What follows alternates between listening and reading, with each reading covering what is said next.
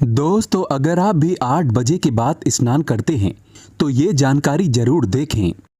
दोस्तों, नहाना भी हमारे लिए रोजमर्रा का एक बहुत ही जरूरी काम होता है और नहाने से हमारे शरीर को होने वाले फायदे से हम सभी वाकिफ हैं। शास्त्रों के अनुसार नहाना एक महत्वपूर्ण और उत्तम कार्य होता है, लेकिन क्या आपको पता है कि नहाने का भी एक सही समय और सही तरीका होता है। हम अक्सर अपनी इच्छा और सुविधाओं के अनुसार दिन में कभी भी किसी भी समय नहा लेते हैं, लेकिन हमारी ये आदत बहुत गलत होती है। इसके फायदे कम और नुकसान ज़्यादा होते हैं। हमारे महान शास्त्रों में से एक गरुड़ पुराण में हमारे जीवन की प्रत्येक छोटी बड़ी बात का उल्लेख किया गया है और जीवन मृत्यु तथा स्वर्ग नर्क के साथ ही धर्म, व्यवहारिक ज्ञान, आचरण, संस्कार, व्यवहार इत्यादि के विषय में भी बहुत कुछ बताया गया है। आज हम जानेंगे गरुड़ पुराण के अनुसार नहाने के लिए कौन सा समय उत्तम होता है, स्नान कितने प्रकार के होते हैं और उसका क्या लाभ और क्या हानियां हैं। अगर आपने अभी तक चैनल को सब्सक्राइब नहीं किया है तो इसे सब्सक्राइब कर लीजिए और इस बेल आइकन को दबाना ना भूलें और वीडियो को लाइक जरूर करें। तो आइए शुरू करते हैं। दोस्तों, सबसे पहली बात, स्नान कितने प्रकार के होते हैं। शास्त्रों के अनुसार ब्रह्म स्नान, देव स्नान, ऋषि स्नान, मानव स्नान और दानव स्नान ये स्नान के मुख्य प्रकार होते हैं। इन्हें समय के अनुसार वर्गीकृत किया गया है।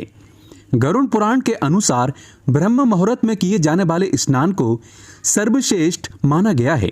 ब्रह्म मुहूर्त यानी कि रात्रि का अंतिम पहर और सूर्योदय से ठीक 1.5-2 घंटे पहले का समय यानी कि सुबह 4 से 5:30 बजे तक का समय होता है।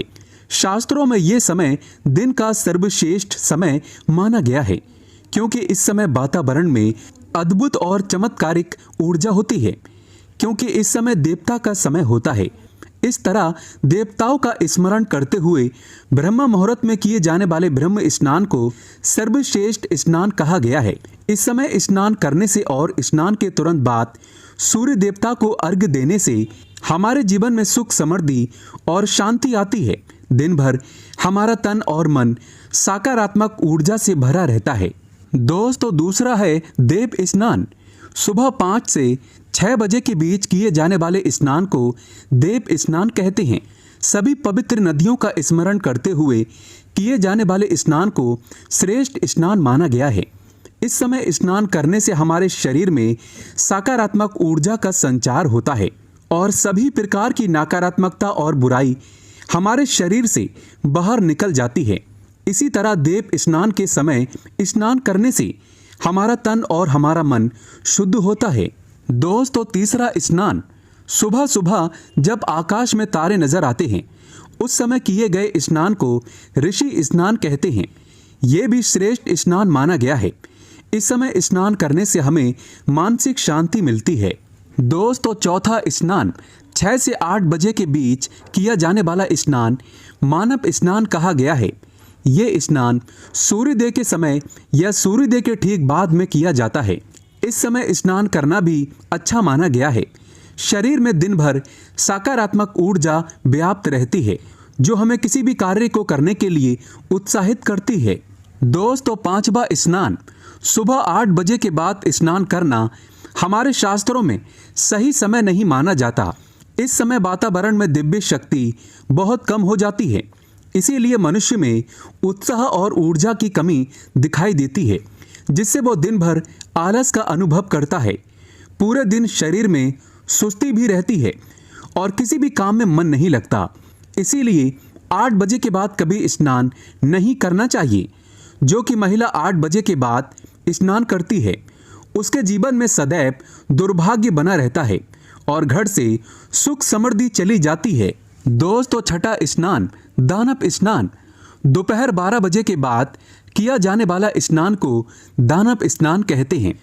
सूर्योदय होने के बहुत समय बाद भी जो लोग स्नान नहीं करते उनके मन में दिन भर क्रोध, नकारात्मकता, कमजोरी, चिड़चिड़ापन बना रहता है, जिससे इनके काम में मुश्किलें आ सकती हैं। इसीलिए गरुड़ पुराण में हमें प्रतिदिन ब्रह्म स्नान, देव स्नान, ऋषि स्नान या मनुष्य स्नान करने की सलाह दी गई है। प्रतिदिन इस पवित्र समय पर जाकर स्नान करके ईश्वर की पूरी श्रद्धा से आराधना, प्रार्थना और पूजा पाठ करने से तथा सूर्यदेव को अर्घ्य देने से हमारे तन के साथ साथ मन भी शुद्ध और पवित्र हो जाता है और हमारी बहुत सी समस्याओं का समाधान हो जाता है। आइए जानते हैं स्नान करते समय कौन सा मंत्र बोलना चाहिए जिससे सभी बुराइयों का अंत हो जाए। गंगे चे यमुना चेव गोदावरी सरस्वती नर्मदे सिंधु कावेरी जल से इस्मिन् सन्निधि कुरु। यानी कि इस मंत्र का मतलब है, हे गंगा, यमुना, गोदावरी, सरस्वती, सिंधु और कावेरी माँ, मेरे स्नान करने के जल में कृपया आप सभी पधारें। इस प्रकार से इस मंत्र का जाप करने से सभी प्रकार की नकारात्मकता, बुरी नज़र, रोग, बीमारियां नष्ट हो जाती हैं और व्यक्ति जीवन में सुख और समृद्धि को पा लेता है। दोस्तों, शास्त्रों के अनुसार भगवान श्री कृष्ण कहते हैं, महिलाओं द्वारा ऐसे नहाने पर नरक में भी स्थान नहीं मिलता। इनकी होने वाली संतान राक्षसी होती है। साथ ही साथ पति पर आते हैं भारी संकट और घर का माहौल भी मनहूस लगने लगता है। तो चलिए जानते हैं। दोस्तों, शास्त्रों के अनुसार भगवान कृष्ण ने स्त्रियों को बताया कि पूर्ण रूप से नग्न होकर स्नान नहीं करना चाहिए। दरअसल स्नान को लेकर पद्म पुराण में ये नियम बताया गया है कि हमें किसी भी परिस्थिति में पूर्ण रूप से नग्न होकर स्नान कभी नहीं करना चाहिए। ऐसा करने से मनुष्य पाप का भागीदार बनता है। पद्म पुराण में इस संबंध में एक कथा बताई गई है कि एक बार गोपियां स्नान करने नदी में उतरी तो कान्हा जी ने उनके कपड़े छिपा दिए। गोपियां जब वस्त्र ढूंढने लगी तो उन्हें नहीं मिले। तब कान्हा जी ने कहा कि वस्त्र पेड़ पर है, आकर ले लो। तो गोपियां बोली कि जब वे स्नान करने आई थी तो यहाँ पर कोई नहीं था, अब वे बिना वस्त्रों के जल से बाहर कैसे निकले। दोस्तों, तभी भगवान कृष्ण ने बताया कि ऐसा तुम्हें लगता है कि यहाँ पर कोई नहीं था, लेकिन मैं तो हर पल हर जगह मौजूद होता हूँ। आसमान में उड़ते पक्षियों, जमीन पर चलने वाले जीवों और जल में मौजूद जीवों ने भी तुम्हें निर्वस्त्र देखा। इतना ही नहीं, जल में नग्न होकर प्रवेश करने से जल रूप में मौजूद वरुण देव ने भी तुम्हें नग्न देखा। ये उनका अपमान है। आपकी नग्नता आपको पाप का भागीदार बनाती है। यही वजह है कि हमें एकदम निर्वस्त्र होकर स्नान कभी नहीं करना चाहिए। लेकिन दोस्तों, आजकल के इस दौर में कई लोग ऐसे हैं जो एकदम सफाचट नग्न होकर स्नान करते हैं, जो कि उनके नरक के दरवाजे खोलता है। दोस्तों, इसीलिए कम से कम एक वस्त्र पहनकर जरूर स्नान करना चाहिए ताकि नरक ना भोगना पड़े। दोस्तों, वहीं आपके पूर्वज भी आपको नग्न देखते हैं। जानिए कैसे। गरुड़ पुराण में बताया गया है कि जब आप स्नान कर रहे होते हैं तो राक्षस के रूप में आपके पितृ आपके आसपास मौजूद होते हैं। वे आपके वस्त्रों से गिरने वाले जल को ग्रहण करते हैं, जिनसे उनकी तृप्ति होती है। निर्वस्त्र स्नान करने से पितृ नाराज होते हैं, जिनसे व्यक्ति का तेज, बल, धन और सुख नष्ट हो जाता है और पितृ दोष भी लगता है।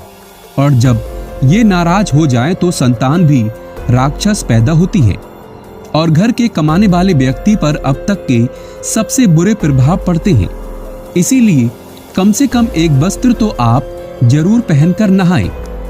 दोस्तों, बाथरूम गंदा छोड़ने से राहु केतु का पड़ता है बुरा प्रभाव और जब राहु केतु व्यक्ति पर लग जाए तो उसे कंगाल करके ही छोड़ते हैं। दरअसल कई लोग नहाते समय बाथरूम को गंदा ही छोड़ देते हैं और गंदे बाथरूम में ही स्नान करते हैं, जो कि ऐसा करने से दुष्ट गरीबी आती है। राहु केतु नाराज हो जाते हैं। माना जाता है कि गंदे स्थान पर नहाने से और गंदा बाथरूम छोड़ देने से राहु केतु आपका विनाश कर देते हैं। वो आपका पीछा तब तक नहीं छोड़ते जब तक वो आपको कंगाल नहीं बना देते और आपके परिवार को भी बर्बाद कर देते हैं। इसीलिए राहु केतु को कभी नाराज मत होने देना। साथ ही साथ शनि भी रुष्ट हो जाते हैं। राहु केतु के कारण ही काल सर्प दोष लगता है। इसीलिए बाथरूम को हमेशा साफ स्वच्छ रखना चाहिए। और व्यक्ति के गंदा रहने से भी मनहूस गरीबी आती है, क्योंकि गंदे व्यक्ति को राहु केतु आगे बढ़ने नहीं देते। संसार में जितनी भी सड़क या अकाल दुर्घटनाएं होती हैं, वो राहु केतु बा शनि की क्रूर दृष्टि पड़ने के कारण ही होती है। इसीलिए सतर्क रहें और पवित्र रहें। कहते हैं राहु केतु बा शनि व्यक्ति से अगर प्रसन्न हो जाए तो उसे दुनिया की कोई भी ताकत धनी होने से रोक नहीं सकती। ये उस व्यक्ति को मालामाल करके ही छोड़ते हैं। दोस्तों, अगर आप राहु केतु बा शनि की कृपा पाना चाहते हैं तो एक लाइक तो बनता है और कमेंट बॉक्स में लिखें जय शनिदेव, जय हो राहु देव। प्रभु आपकी हर मनोकामनाएं पूरी करे।